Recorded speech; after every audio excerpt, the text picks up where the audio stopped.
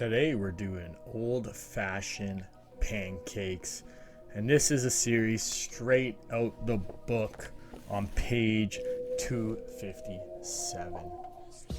You're gonna grab all your dry ingredients. You're gonna grab a cup and a half of gluten-free all-purpose flour, and I did run it through a strainer here just to see if I could get it ultra fine and to see how many lumps were in the flour.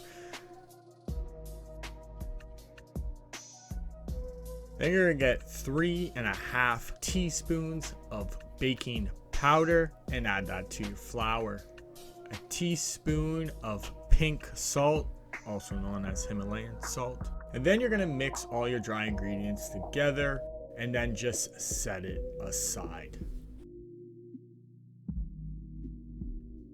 Then you're gonna work on your wet ingredients. I do use a double boiler to melt my butter for most of my baking. You're gonna add 3 tablespoons of butter, and then you're just gonna melt it down. Once you melted down your butter, you're gonna let it cool for a little bit. Then you're gonna add 1.25 cups of milk or cream, and add 1 egg. Whisk this all together. I did use 1 tablespoon of maple syrup.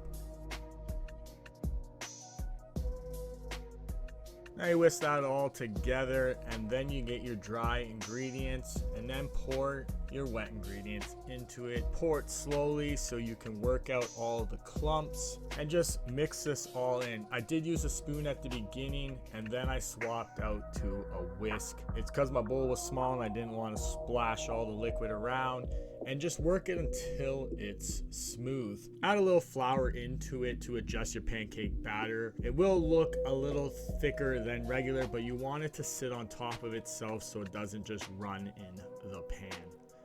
Once you have your batter made, now you're going to heat your pan up, put a little butter in the pan, and get that hot. I did use a 1/4 cup measuring cup to weigh out my batter and scoop it into the pan so they're all equal and cook at an even time. This is all on medium low. You're going to let your pancakes cook, browning on each side. This is just me going through cooking them. They will bubble up at the edge. You can always test them. If they don't want to flip, they're not cooked. I flipped these perfect. The first one was a little rough, and I'm not no pancake wizard, but I did earn a certificate for cooking 2,500 pancakes at Denny's on Pancake Day, so I know a little bit about pancakes.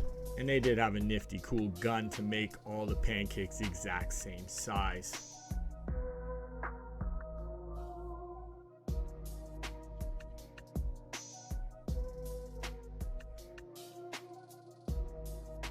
This is the pancakes done. I always put a little bit of butter and then I throw on the syrup. This is real maple syrup from our local market.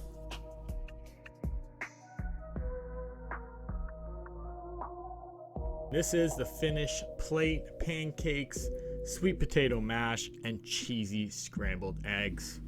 And don't forget to grab yourself a copy of Dr. Wallach's Cooking Without the Bad Foods. It is a traditional cookbook that has been rewritten without the bad foods, especially gluten and no oil. It is 300 pages jammed with recipes and a great textbook to follow. And don't forget to check us out on Instagram at Notice Foods. We do post a lot more gluten-free and oil-free recipes. And feel free to message us on there. It is a lot easier for us to contact you. Thank you. And for more health information, make sure to check out our YouTube or our Instagram. And you can actually message us there on the Instagram account, and we will respond to every message. I'm very excited to announce my newest book, Everything the Government Does is Bad for Us.